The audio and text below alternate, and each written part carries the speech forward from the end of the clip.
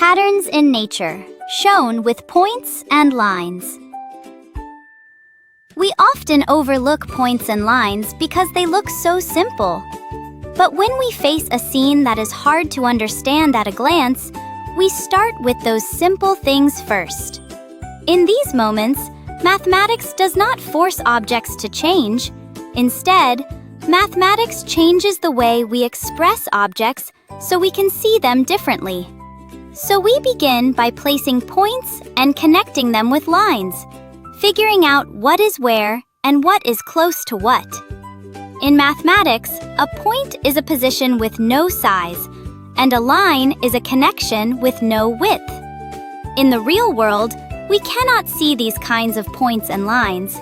For convenience, we draw points small and lines thin to help us think. What matters is not the shape, but the relationships. The arrangement of points, including their positions, how far apart they are, and how they come together, creates a pattern. When points are close together, it feels as if something is gathering quickly. When they are far apart, everything looks more spread out. When we make the points a little bigger or smaller, we might even get the illusion that they are moving closer or farther away. Even when the points do not move, we can see movement in their arrangement. This is because our eyes quickly begin to look for meaning when points come together. The sky is like a canvas where points spread their patterns. The sun, which looks like a large point, rises from the east every day and sets in the west. The stars in the night sky use their positions to form pictures called constellations. The constellations we notice change with the seasons, but every year we see the same familiar stars again. Living things also carry patterns in their spots. The spots of leopards and cheetahs help them blend into their surroundings. The motif on a ladybug can also be a warning that says, "Do not try to eat me." In nature, a motif is often not decoration, but function. When we look inside cells, the patterns become even clearer. Let us think of one cell as one point. Then, the arrangement of points is different in each organ.